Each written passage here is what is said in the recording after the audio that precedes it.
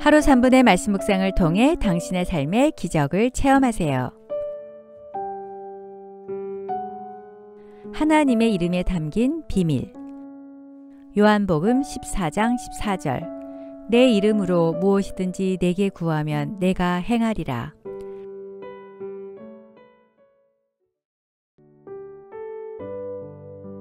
아기가 태어나면 제일 먼저 이름을 짓습니다.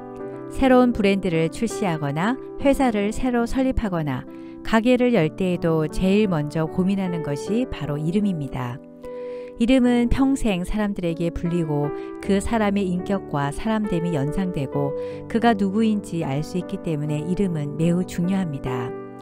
성경에서는 하나님의 이름으로 무엇이든지 구하면 행하신다고 약속하셨습니다.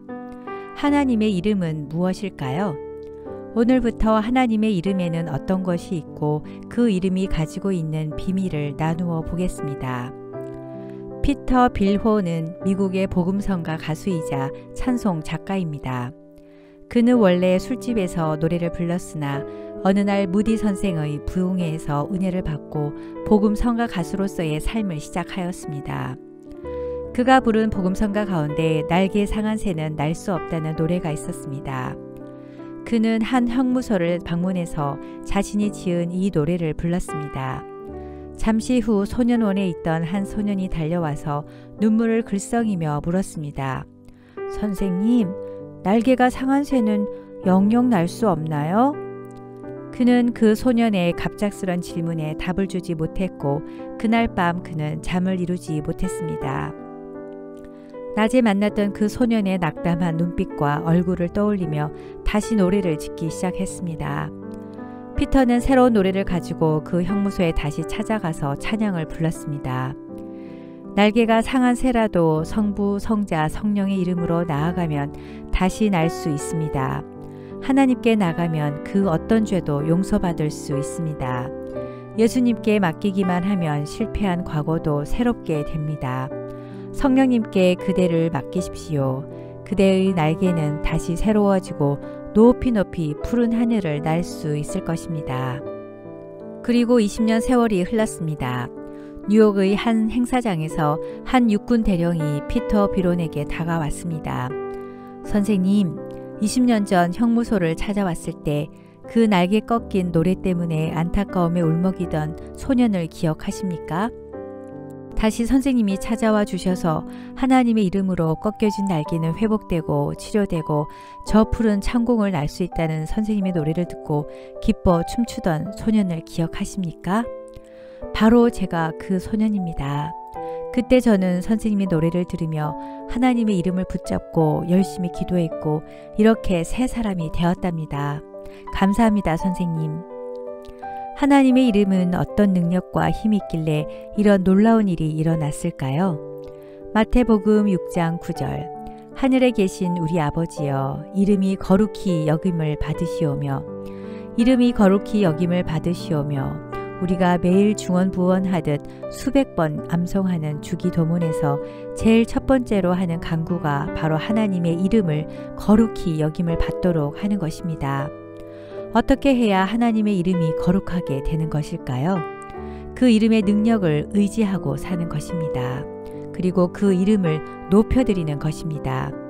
거룩이라는 히브리어에는 중하게 여긴다, 존귀히 여긴다, 높여드린다는 뜻이 있습니다. 신령과 진정으로 드리는 예배로 그 이름을 높여드릴 수 있습니다. 또 진실하고 위대한 삶을 통해 그 이름을 높여드릴 수 있습니다. 부정과 거짓, 탐욕, 이기주의가 난무하는 이 세상에서 성실, 정직, 봉사, 섬김, 겸손, 헌신의 아름다운 삶을 살 때 하나님의 이름이 존귀케 되는 것입니다. 하나님은 자신을 나타낼 때 이름을 통해 계시하셨습니다. 누군가가 이름을 지어주고 역할을 부여한 것이 아니라 하나님의 이름은 항상 하나님에 의해 계시되었습니다. 성경 속에 나타난 다양한 하나님의 이름들은 하나님의 인격과 성품, 능력을 나타내 주기 때문에 그 이름을 공부하는 것은 우리의 신앙생활에 큰 유익을 가져다 줍니다. 성경에 나타난 하나님의 이름은 크게 세 가지로 말할 수 있습니다. 첫째, 여호와라는 이름입니다. 여호와 야훼는 스스로 존재하시는 분이란 뜻입니다. 구약은 히브리어로 신약은 헬라어로 기록되었는데 여호와 야훼는 하나님을 나타내는 고유 명사로 히브리어를 우리말로 음역한 것입니다. 창세기 2장 4절 이것이 천지가 창조될 때에 하늘과 땅의 내력이니 여호와 하나님이 땅과 하늘을 만드시던 날에 여호와란 이름은 창세기 2장 4절에 처음으로 나타나며 구약 성경에 총 6,000회 이상 나옵니다. 출애굽기 3장 13절에서 14절 하나님이 모세에게 이르시되 나는 스스로 있는 자이니라. 또 이르시되 너는 이스라엘 자손에게 이같이 이르기를 스스로 있는 자가 나를 너희에게 보내셨다 하라. 여호와라는 이름은 하나님은 스스로 있는 자임과 동시에 약속한 언약을 이루시는 하나님, 언제나 백성들 옆에 계시어 백성들을 구원하시는 하나님의 능력을 일깨워주는 이름입니다. 여호와 니시는 승리의 깃발 되시는 하나님, 여호와 이레는 준비하시는 하나님, 여호와 라파는 병을 치료하시는 하나님, 여호와 샬롬은 평강의 하나님, 여호와 라하, 여호와 로이는 목자 되시는 하나님, 여호와 치드케누는 우리의 의 되시는 하나님, 여호와 삼마는 거기 계시는 하나님, 여호와 살레이는 나의 반석이신 하나님, 여호와 사바오트는 만군의 하나님, 여호와 마카데쉔 여호와 카데시는 거룩하게 하시는 하나님을 뜻합니다. 둘째, 엘이라는 이름입니다. 엘이란 강한 능력을 가진 통치자라는 뜻으로 하나님의 위엄과 권위를 나타냅니다. 엘로힘은 전능하신 창조주 하나님, 엘리오는 지극히 높으신 하나님, 엘샤다이는 모든 것을 충족케 하시는 전능하신 하나님, 엘로이는 살피시는 하나님, 엘올람은 영생하시는 하나님, 임마누엘은 우리와 늘 함께 하시는 하나님을 뜻합니다. 셋째, 아도나이라는 이름입니다.